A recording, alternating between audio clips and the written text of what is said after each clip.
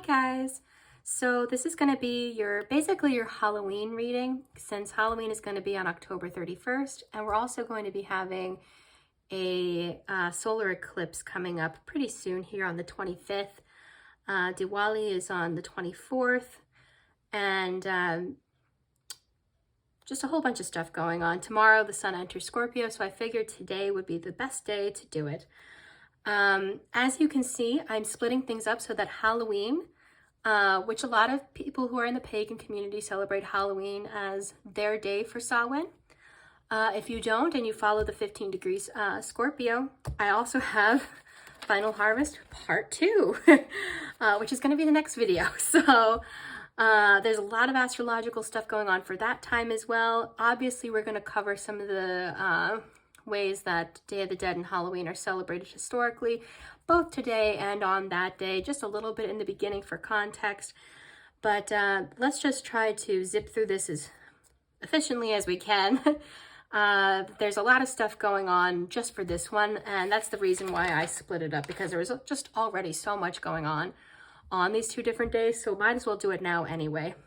So earlier this month, during the full moon, during the 10/10 portal, I was off for that, but we had Sukkot, which is part of the Jewish New Year celebration. It's basically Sukkot, or if I'm pronouncing that correctly, and Simchat Torah are the tail end of their new year, which starts with Rosh Hashanah at the end of September this year, and Yom Kippur at the beginning of October. And basically there's some feasting, festivals, wishing good luck for the new year. Then there's basically cleansing yourself with Yom Kippur.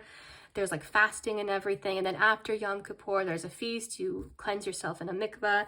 Traditionally, nowadays, I think they just do things however you can in the home. And then with Sukkot, they celebrate by decorating basically with harvest goods, fruits and vegetables.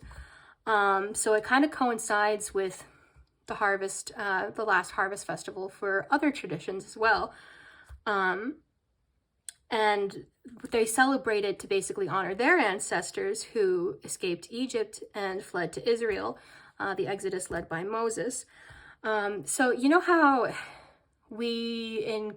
those of us who are raised Christian, associate the great conjunction of some stars with the birth of Jesus. Different traditions or different interpretations say that it was different stars. One of the interpretations is that it's the great conjunction of Jupiter and Saturn, which ironically we had in December around the solstice of 2020. Well, Christianity gets that from its Jewish roots. The Jewish people use a lunar solar calendar. They base their calendar on the synodic cycles of the moon and the sun, and they attach historical moments that are significant to their heritage to certain changes of the season, basically. So they look up at the sky and they say, yes, at this time of year, this happened for us. And it's really beautiful, actually. And then with Simchat Torah, they don't just have the new year in terms of cleansing yourself and wishing luck, cleansing yourself of any wrongdoings and trying to do good deeds. And then with Simchat Torah, or if I'm pronouncing that way, Simchat, however it's said, I'm not Jewish, they start reading the Torah all over again. They finish their first cycle. And then what I find interesting about that is that so many different holidays tend to coincide around this time. In the secular tradition, those of us who really like spooky things are like, oh yay, Halloween month in October, and then we do Halloween at the very end and then it's over. But for most of the public, it's a very secular tradition that doesn't mean much to most people. It's even maybe just like a thing for kids to dress up and get candy. Traditionally, it was a very important holiday for honoring the ancestors. In Jewish tradition, it's honoring the ancestors who left Egypt, who did their exodus. With the Hindu tradition in Diwali, they have their basically New Year on the 24th which is when Lord Rama returns from defeating some demon, basically. And then we have a whole bunch of other things going on as well. For us, we have, in the West, we have Dia de los Muertos for those who are Latino, who grew up in Central America, South America, or whose family comes from there. That is a time for honoring the dead. For them, the veil thins too, basically. You leave out all sorts of food and offerings. They leave out a table similar to what they do on Sukkot, with a bunch of vegetables and other things, fruit, all sorts of things. For Latinos, the flower of the pumpkin plant is very significant around that time of year. For the Jewish people, palm branches, myrtle, willow, and citron were used. For those who have an Irish or Catholic background, the pumpkin is also significant for those who like to do like their little jack-o'-lantern type things, which used to be turnips or other smaller pumpkins, and then it became the big orange pumpkins that we tend to see today, because it's a symbol of those last fruits and things that are going to decay. The turnip in particular decays pretty quickly once you start to cut it up. And you make it in the face of an effigy, and it serves two purposes. One is to basically scare away any evil spirits that are coming by, and that's also a similar reason for why Diwali is the festival of lights. They light up all these clay candles and lamps to make the light burn brighter and drive away the darkness. On Halloween, All Hallows Eve, you'd light candles so that the spirits can find their way, and that's what Dia de los Muertos does as well. They find their way to visit the dead, to visit the living, and then go back to the realm of the dead. In European countries, they'd call this a dumb supper, where you'd kind of just silently eat your food and let the dead kind of have their moment of honor and respect, because you knew that they'd be visiting. And then they'd leave using the same light, and that same light would also help to, it would drive in the good spirits to you who are part of your lineage, and it would scare away any evil spirits, and that is also why we wear the masks and costumes on Halloween, to scare away evil spirits. So it's interesting that across different traditions there are some similarities. I went into this a bit last year. I figured I'd bring it up again this time in case anybody missed it. And then right after the Jewish holidays, we had the moon near the bright star of Regulus, which is in the sign of Leo. So we've got the moon, that feminine energy aligning with a solar symbol, the Leo the lion, because Leo is, of course, ruled by the sun, and of course that was happening around sunrise that you could see it, so that's perfect. The Orionid meteor shower peaks at the 21st, so that was yesterday, and then Saturn went direct today, so it has been retrograde since June 4th. I find that pretty interesting because on Dia de los Muertos, the moon will be near Saturn, and Saturn, of course, was the death god before the planet. I mean, Pluto was as well, Hades, but Saturn in particular was the planet associated with death before the planet Pluto was discovered. So I find it interesting that right now, at the same time that Venus perfectly conjuncts the sun and completes its pentagram shape in the anaretic degree of Libra, meaning the 29th degree, the last degree of Libra, that's a pentagram shape that had started in October of 2016. It goes through these cycles. I will leave a link probably in the comments section and pin it for people to learn more about that. Basically, we're at a time, and it's in its home sign of Libra in tropical astrology. So you're having these karmic completions with Saturn going direct, and then we'll have the moon near Jupiter, the other karmic planet of like blessings, where Saturn often signifies consequences and also hard work paying off. So we have these karmic things kind of finishing up at the same time that Venus is perfectly conjunct the sun and finishing its pentagram shape.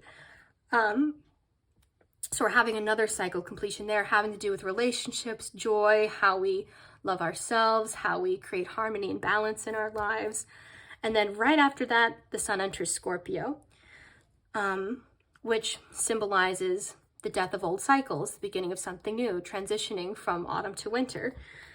And then we have, of course, the solar eclipse, also with the new moon in Scorpio. So we're just intensifying that Scorpio energy of releasing things and making room for the new. That's why in the Celtic, especially Irish culture, this time of year was the new year. The sun would rise behind the hill of Tara.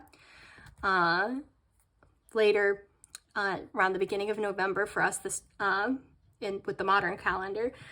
And I'll get more into that for the Samhain video, but basically, the ancestors would come to greet us. There would be blessings, protection, the thinning of the veil, divination, and then they would go back to their realm and we'd be starting anew from there. We'd be entering the winter and then overcoming the winter and seeing the refreshing spring after that, after we've had this time of deep reflection and all that. Of course, different cultures have different times that they consider the new year. A lot of cultures, Hindu culture, Jewish culture, considered this to be their new year around this time of year. So it's interesting. It wasn't just the Celts. Obviously, we know that the Greeks and Romans considered the spring equinox to be their new year. The Egyptians at one point in history considered the rising of the star Sirius with the sun in late summer to be their new year. And we nowadays tend to associate the new year with this, the winter solstice. So right after the winter solstice, we have January 1st. That's our new year. Valid for different reasons, different symbolism. For now, we're just going to focus on the idea of starting anew. We're starting a fresh new cycle because in the sign of Scorpio, we're clearing everything out. It's a new chapter. We're finishing up old things and we can begin again. Basically, we can start from a clean slate. We have the opportunity to wrap up any karmic things and move forward. And that's shown through a bunch of different cultures. And then right after the solar eclipse, on the 27th, we have a Thuban eclipse. Thuban is the Arabic word for long snake or very large snake. It's from the constellation Draco. Thuban used to be, before the tilt of the earth moved a little bit, and then we had the precession of the equinoxes causing differences in sidereal and tropical astrology. Well, it also moved some of the locations on the earth where the sun appeared to rise, when it appeared to rise, and it also moved where our pole star was. Of course, now we have Polaris. At one point, historically, it used to be Thuban. That's our ancestral North Pole. I find it interesting that we're having a Thuban eclipse, which happens once every 38 to 39 days. The first time, because it's a binary star, so it'll eclipse itself once, and then about 2 weeks later, it'll eclipse itself again, and then it'll kind of just move this way, you know, side by side. You can see them kind of next to each other if you zoom in really close with a telescope. And then about 38 to 39 days later, it does it again. I just find it interesting that it's coinciding with Halloween, with the time of the ancestors, that our ancestral pole is having one of its eclipses. Because it doesn't always, but it is right now. And we're having the solar eclipse, and we're just having all of this stuff coalescing at once. And I think, in addition to Saturn going direct and Venus completing one of its pentagrams. So I think it's very interesting that all of this energy going on with the stars and planets is culminating all at once like this. So I think I covered everything with that. I will probably try to leave like a note somewhere in the comments or somewhere that kind of shows some of this. You can take a screenshot of that if you want. I'm going to go ahead and move on from this because I've spoken about it long enough. Let me just get some water here because I'm already making my throat go dry, and we haven't even gotten to the cards yet.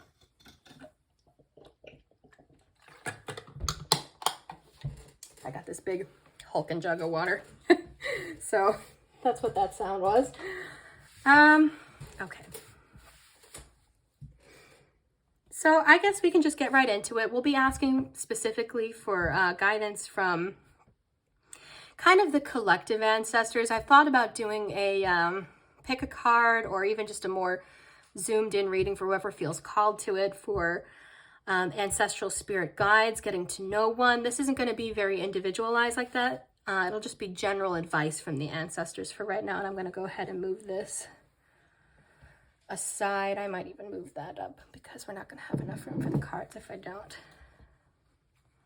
Okay, I think that's going to be fine. And we're going to start with the Santa Muerte deck because, you know, I might get historical with my introductions, but I like to be fun with my decorations and my card picks.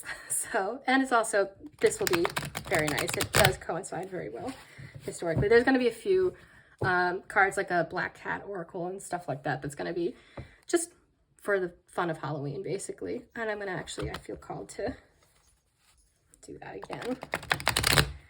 And let's just see what advice the ancestors have for us with this beginning of Scorpio season, the solar eclipse in Scorpio happening within a few days here, and this whole season. What do the ancestors want us to know? What do the ancestors want us to know?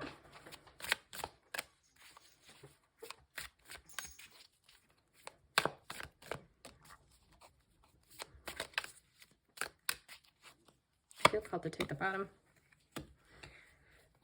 Okay.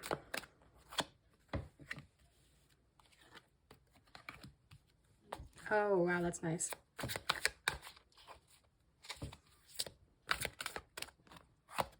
I keep getting called to take from the bottom of the deck, and that's usually the shadow part of the deck, but that makes sense given that we're in a very shadow energy right now. And then the back of the deck is the Eight of Cups, which is retreat. Going within to, and even this person is like wearing a veil. It's reflecting within. Some people say that wearing the veil isn't just about modesty and other people not seeing you. It's about not fixing your eyes outwardly and fixing them within as well, depending on the tradition and why they are wearing a veil. In like ancient Greece, seeresses would, you know, women who would give prophecies would often wear veils for that purpose, to go within and go inward. And then we have the three, is that the Three of Cups? The Three of Cups, the High Priestess, the Two of Cups, and the Six of Swords. That's interesting to me because we have like a ship's helm. Basically, the Six of Swords usually shows like a family on a raft. Shows a person with their child, and either the ferry man who like moves them, or maybe it's the father figure who's using the raft, and they're all just kind of leaving. You get the impression almost like refugees getting away from a bad situation as quickly as they can. Here we have like a book in front of it. Like there's this whole history here, and it's almost like saying that chapter's closed, the book is closed now. It's time to start a whole new book, basically. And it has the spades on it as well. Spades are not like the swords, which are like a weapon. The spades are a tool of labor. So it's really putting in the work to lay the foundations of something new as well. I find that pretty interesting that we have the ship's helm here, because it's better than a raft. It's like you're on a proper ship. You're trying to build something really stable, and you're leaving anything negative behind. You're keeping the lessons because we're keeping the book here, but you're willing to start something new. And it's showing like I think these are the things that are going to be taken with, right? Good friends, family. Sometimes the three is about children or just very good friends. Sometimes the Three of Cups in some readings next to negative cards can indicate frivolous friends, karmic relationships, people who we seem to have negative attachments to. But next to all these positive cards, I'm really seeing that you're figuring out which friends are worth keeping with you, the importance of family, children in particular, maybe siblings if you have any good ones, or people who are very close friends like siblings who you can count on. And then we go right into the High Priestess. She's reading from the book here. And I feel like there's like almost what I'm getting, because a lot of times the High Priestess card will show somebody looking out in front of you and she's got this Torah on her lap, but she's got her mouth closed. It's like, I know the secrets. But here she's looking down at it, reading it, almost like she's saying it out loud. I feel like this is about good friends you can count on who share wise counsel. Who share things that maybe would have seemed not obvious to you, but are to them because they have the prior experience, or they're just very spiritually tuned in and connected. And then also a partner who you can count on as wise counsel. Here we see the cups are emotions, but they're not, and you can see the hearts, but they're also pouring into each other's minds here. It's one person giving, maybe even helping to overcome negative thinking with loving words. Something really positive and beautiful is coming out of it. It's like there's all these thorns and brambles in the background, and but there's this light coming through as well, the sun rising in the background. And these people aren't looking at the negativity behind them because they're moving on from that, right? They're holding each other's hands, they're heart to heart, and they're pouring, you know, positive emotions into each other. I think that that's really beautiful here. So if there's any advice here, it's really to figure out who is this wise counsel, who really fills your cup like this and helps you to start that new chapter. And if you already do know who that is, and you're already doing this, I think it's to stay the course, is the advice we're getting here so far. So let's see, what does Spirit, Holy Spirit, have to say to clarify any of these messages from the ancestors? That one kind of felt like, and that one as well. I mean, yeah.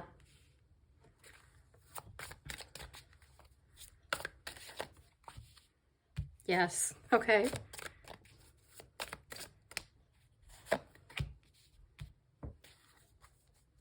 And I guess also I would just say, with this being the back of the deck and all these other cards being here, Eight of Cups, it's saying that once you've kind of built that sanctuary for yourself, your safe haven of the right people who give you the right advice and who really genuinely care about you, who are giving you advice from a place of heart and spirit, and not just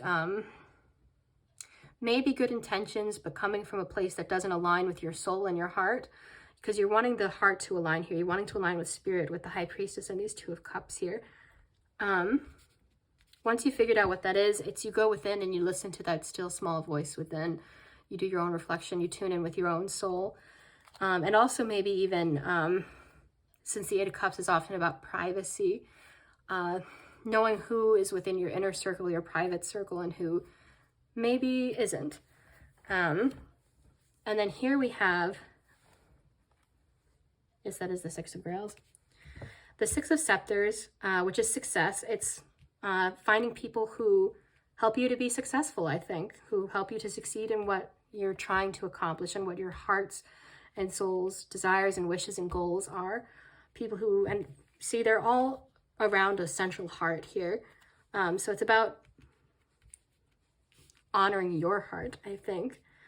Being successful in what matters to you, having friends who know how to help you. And we even have like this protective animal, this protective spirit, maybe even somebody who protects you against naysayers or people who try to dissuade you from doing what your heart really wants. And then we have the Ace of Cups with this High Priestess here. I think, and it's the color green of the heart chakra. I think, again, it's about aligning your real heart's desires and messages from Spirit and Holy Spirit and your soul. Because interestingly, the Ace of Knives or Swords came under the Two of Cups, and I was talking about the mind, but the heart came with the High Priestess. Now, she has wisdom, she has intelligence, but she's reading these scriptures, she's reading this knowledge, and she's speaking from the heart, I think, is what is being said here. We have two candles lit here, and then another two on her throne. And I think we have, yeah, the skeleton of an owl in the background. So I think, because when you're doing the, and there might be a message for twin flames there as well, but probably more broadly for everybody, when you're doing the fire gazing meditation, you are reflecting. So the two candles there, it's almost like the flames are reflecting each other, right?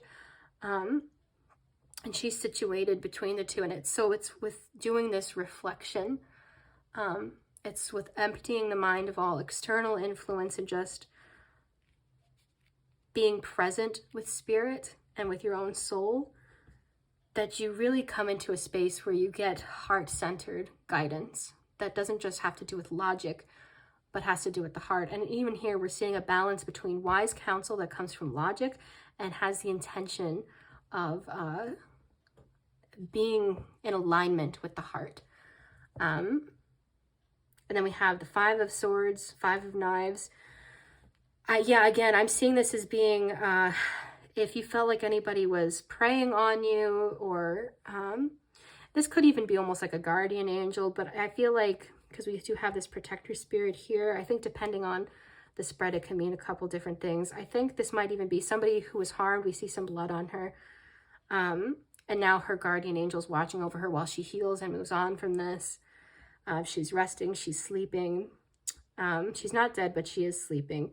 Because I remember seeing, when I was studying this deck, that other cards are much more symbolic of death. The Ten of Swords.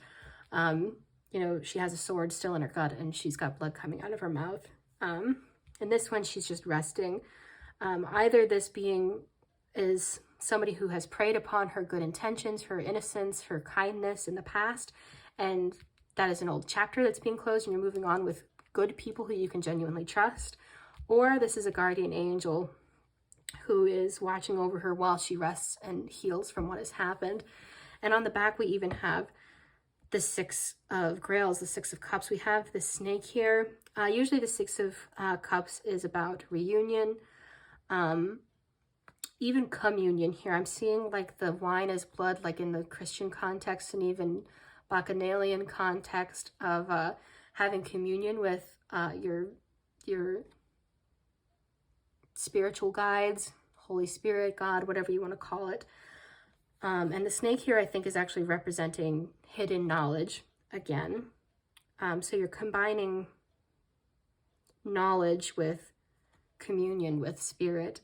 Because oftentimes the Six of Cups will talk about a reunion between people who knew each other in childhood, people from the past. This feels more primordial than that. It's a reunion with Source, the original, going back to the beginning, because there's no other person here in this card. But I think that ultimately through that, you're going to, through connecting with Source and yourself within, and through Holy Spirit, you're going to find yourself having positive connections, people who protect, people who encourage, people who love you. And I think that's really positive for, especially since Venus completed its pentagram and Saturn is going direct. I think that is the motif here, is that anything that can be considered karmic baggage is being wrapped up, and positive relationships, romantic, familial, friendships, any kind, are going to become more harmonious and kind. If you have done anything in the past to cause harm, or somebody you really love has caused harm against you unintentionally, maybe they are showing up in a better role now, or you have new people who are showing up in a better role in a way that other people couldn't. It really depends on the context of your personal situation, since this is a general reading, but I'm seeing positive changes here. The wheel is turning, because this almost looks like the Wheel of Fortune too, right? The wheel is turning in a positive direction. So yes, I'm going to go ahead and start doing some oracle cards. Do I want to do this one or this one first? Yeah, let's go ahead and do the oracle guidance from a kitty cat. And let's see what wants to come forward from the ancestors or Holy Spirit, any spirit guides. Okay. Well, we're going to go through for 3. Let's see if, from the back of the deck again. Huh, that's interesting. And then we have Seek the Sunshine on the back. So yeah, I find this interesting because it almost reflects the look of reflecting within. Instead of wearing a veil, she's wearing a box over her head. That's very cute. I think that's very symbolic of the season we're in, the Scorpio season, and the fact that Saturn, when a planet is going retrograde, it has to kind of stop in motion before it starts moving forwards. It's going direct right now, but it's going to be a bit slow before it gains momentum. So it's not like the day that Saturn goes direct, everything's going to happen automatically. I think we're just going to move that up here as well. Those burn very quickly. Oh no. Okay. Just a quick second. Well, that was interesting. Speaking of being okay with being stuck, right? So that was, I made these out of, like, this is like flame resistant. I originally cut that thinking I was going to put a tea light in it, and then I realized I didn't have any tea lights when I thought I did. So I filled it with like flame resistant material, like those flame retardant fabrics and stuff, and it works. It didn't catch fire, but it leaked through anyway. So much for flame resistant. Anyway, it works out though. Be okay with being stuck. Message received. With Saturn going direct, anyway, we were talking about that. It might take a while for the momentum to gain, and you might feel like you're doing a lot of reflection. That doesn't mean that things won't start happening right away. For a lot of people, it could, especially with Venus completing its pentagram. There's a lot to suggest that things could change for the positive, especially with two. So, sorry, not solstices. Oh, come on, brain fart. Eclipses, solar eclipse and a lunar eclipse back to back within a few weeks. You're going to start seeing, because those are like tower moments, right? They give you a lot of momentum for things to start moving. But because there's this influence of Saturn going direct and kind of slowly gaining momentum again, where certain areas of life might be stuck where others start to gain momentum. For instance, you might be wanting to hear back about a job interview, or wanting to get back test results from the doctor, and it's like it just takes a while because they're processing things. Just try to have patience while things that are outside of your control might be feeling stuck, and take the opportunity to have that time of reflection while you can, and find the sunlight, find things to be joyful about in the meantime. Appreciate the little things. Take the time to really notice things, right?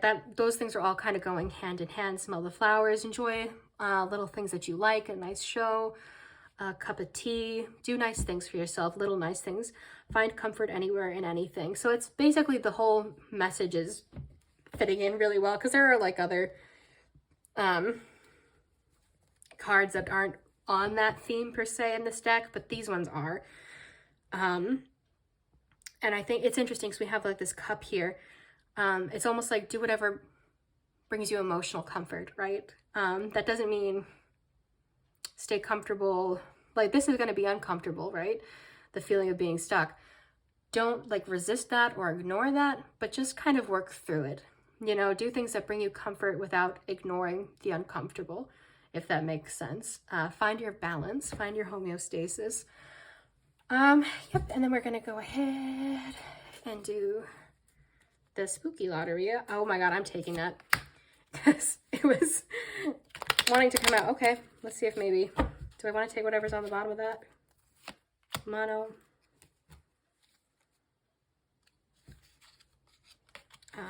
Yeah. Let's see if there's anything else that wants to come through. Okay, let's see. Okay, we'll take, okay, 2. El Coche, La Luna. Okay, so Right, so this is kind of reminding me of that Six of Swords that has the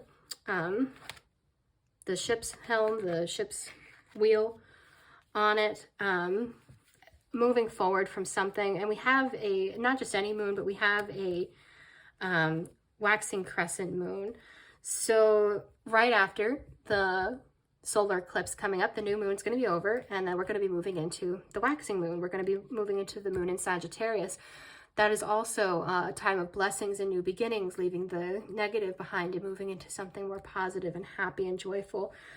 The hand coming out on top of be okay with being stuck. The High Priestess and the Ace of Grails. I feel like this is saying, because of the cards it's falling on top of, you might be tempted to try to force things. Definitely take the future in your hand, take the wheel in your hand, but maybe be willing to have a bit of a hands-off approach to things that are outside of your control. Relinquish control of things, like people who decide to maybe do things that you don't approve of. It's like, okay, well, I have to decide how much time I want to spend around this person instead of trying to tell them what to do. Or even just see if they go ahead and do the thing that you were hoping they would do differently anyway when you relinquish control. Sometimes the universe has a funny way of working that way, that once we energetically release that control, the things we wish that somebody was doing, they finally start fixing it. Because maybe they didn't want to have that feeling of feeling forced. And then we also have El Glam, which might go hand in hand with that. Be willing to put your best face forward, right? Really, that doesn't mean hiding your true self. Like there's a difference between having some makeup on versus wearing a full mask, right? Some people don't even like wearing makeup at all, and that's totally fine. I agree, it's terrible, it gives you acne. But, you know, there's almost, and it goes hand in hand with, like, right, literally Halloween. People are going to be dressing up, wearing masks, wearing makeup, maybe amplifying or changing their appearance more than they usually would. It could be about overcoming. I'm actually going to go ahead and get a clarifying card for that. See, because there's so many different ways that that can be interpreted. Let me see. Right, so Verita Magica. But so this is good magic, right? This is not something negative like the evil eye coming forward or other cards that are in there of people trying to hide their true intentions. Like you can still see that the pumpkin is a pumpkin. It just also has some like perfume going on, some nails, other things. It's being willing to do things that are nice for yourself and show your better qualities. Not necessarily hiding who you really are or what your real intentions are. Maybe those more intimate parts of yourself are reserved for your inner circle, but be willing to just put your best foot forward and take care of yourself, do things you enjoy. We've got the number 38 there. I would even say enjoy sensual things, right? Because this is about pleasing the senses, right? Be willing to enjoy things that you can feel, that you can touch, that you can, that almost gives you like a sanctuary, right? We were talking about that sanctuary before, going within with the High Priestess, the Ace of Grails. The cat in the box is almost like in its own secluded spot, right? And cats like to be in that little box because it's like, oh, I love this. I love playing in the box because this is my comfy spot. This is my cozy spot.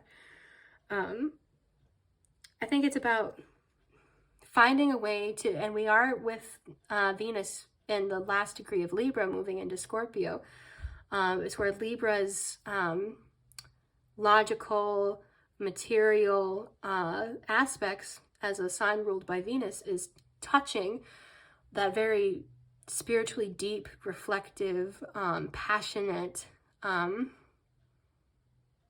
very, very deeply, like willing to get to the shadow aspects of us, part of ourselves. And it's about creating a space that feels pleasant and beautiful.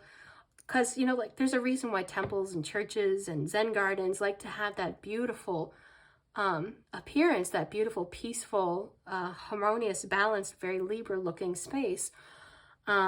Aesthetically, because it helps the mind to clear, it helps to open the heart, it really puts you in a comfortable space. It's this feeling of hospitality where like if you're being forced to do shadow work at a situation where you don't feel safe, you feel attacked, you feel very depressed, you feel like, oh, this space is so uncomfortable already, and now I have to do this too.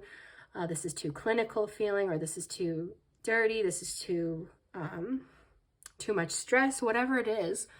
It's going to be harder to dive into those depths. But if you've already set up the space for yourself in such a way that you're,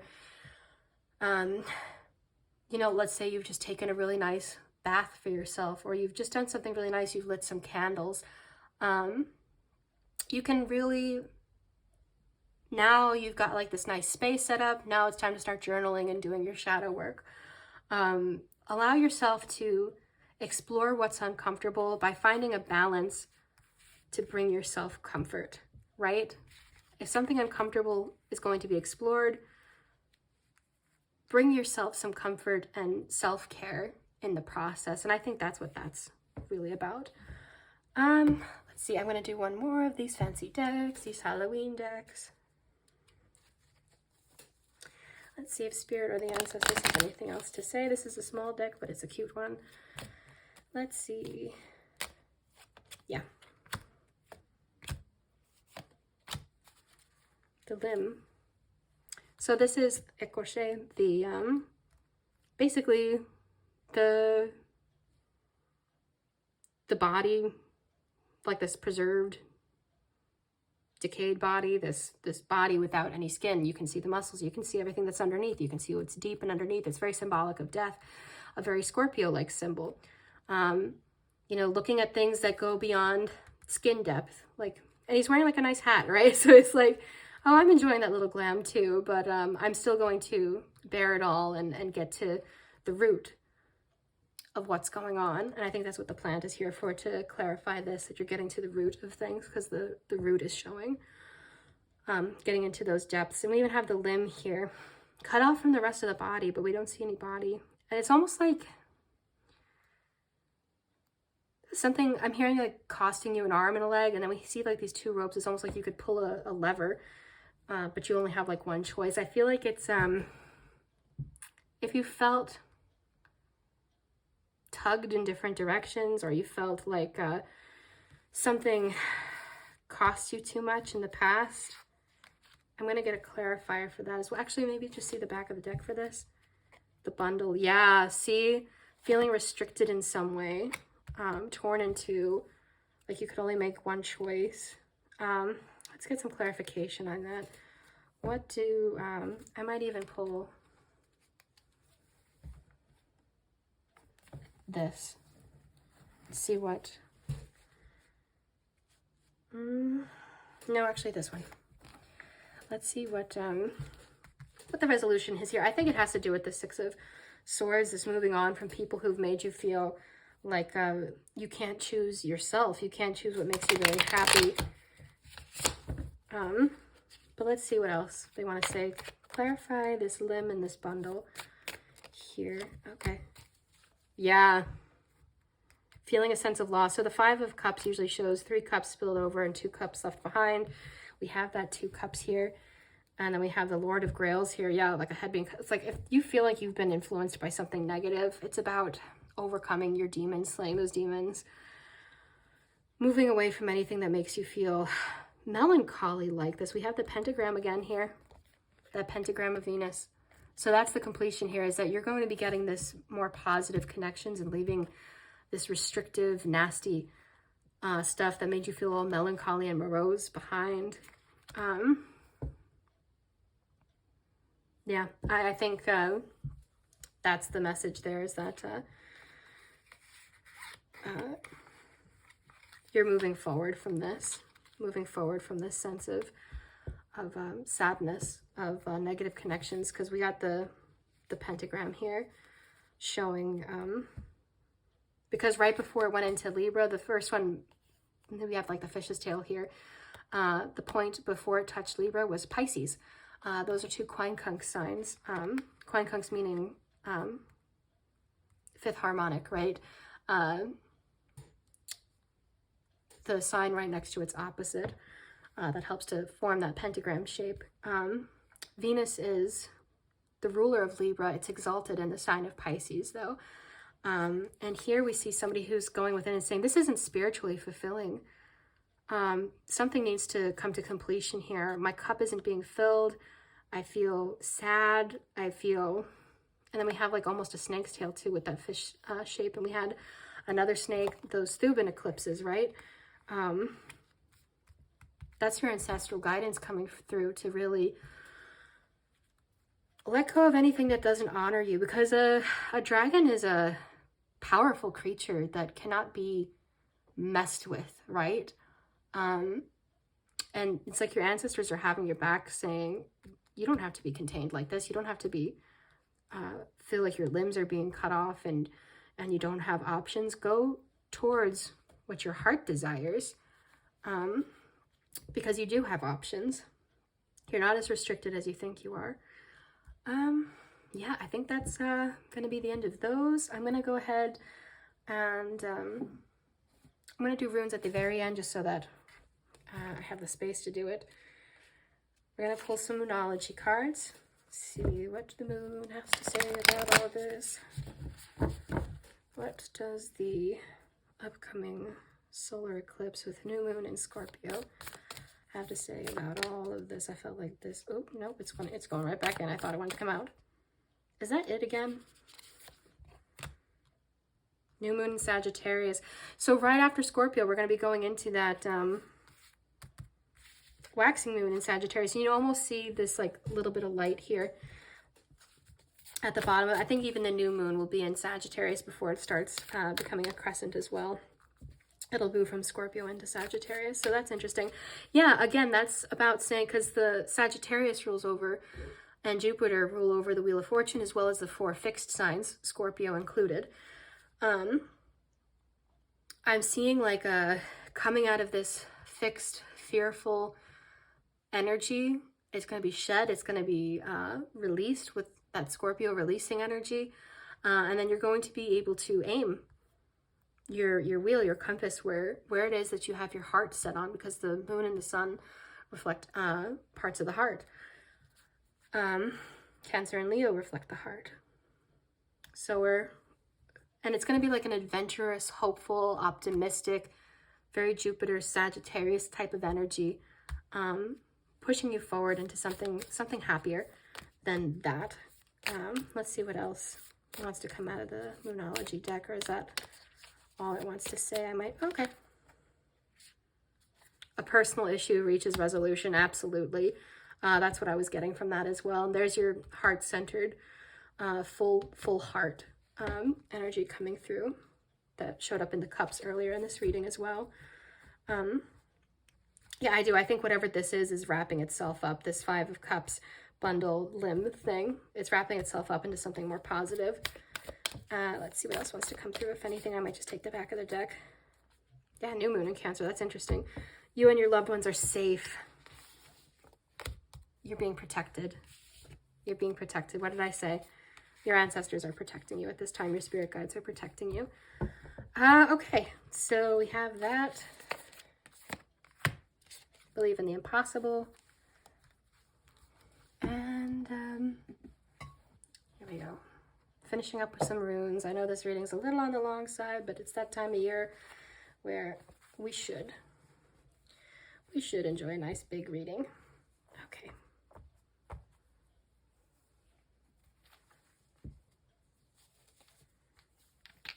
Actually, I'm just going to go ahead and take these out like this. Okay. So we have the horse on top of the horse. It was, so there's your ancestors. Ice. So there's that feeling stuck in the same position. The box, that's ice, feeling stuck in ice. And this is Valkyries. I tend to associate this rune with the Valkyries. And then we have the horse as well. And this is Sleipnir, which is the 8-legged horse who is the only horse that is able to ride into Helheim, the realm of the dead. So there's your ancestors for you. That's messages coming forward from them. I didn't notice anything coming off the horse. Actually, if anything, it was kind of over Othala here, which is another, it's the seed, it's the root. It's the ancestors as well, ancestral land in particular. So if you have any place where you have memories, or there's just any space where you feel connected to your roots. You might be asked to like reflect on that, visit it if possible. Yeah. And this is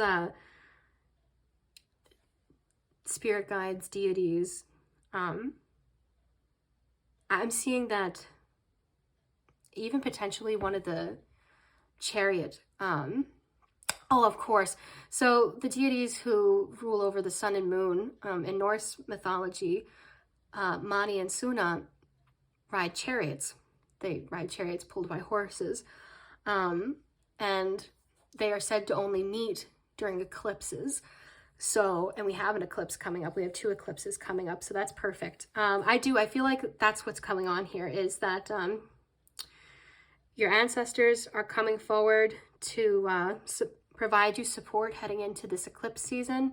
And anything that feels stuck for right now, it might continue to for a little bit longer. But, and it was also over Gyera and Othala here as well, since those are on the axes.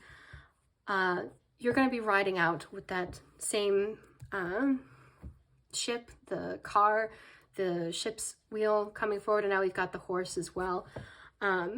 I feel like the eclipses in particular coming up are going to really bring that momentum, clear a whole bunch of big blocks out of the way, or begin to offer the energetic momentum and propulsion opportunity for things to be, some of this ice to be broken up.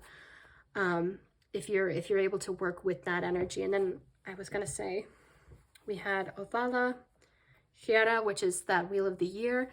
We are in the middle of a harvest festival. That's also a harvest rune. And this Othala too, matching that one, we're coming through. In this reading, I kind of felt like, I'm not sure if it touched it, but it, like, intuitively, I seem to remember it was somewhere near there. And I think one of them also touched Gifu. So gifts and blessings, that Jupiter energy that we were talking about. The moon will be near Jupiter, I think on November 4th, close to the actual astrological Samhain. And we had that Jupiter ruled Sagittarius, luck is on your side card coming through as well. All right, I think that is going to be your reading, guys. Thank you so much for sticking with me. I know this was a long one, and I really hope you enjoy your happy, happy, happy Halloween.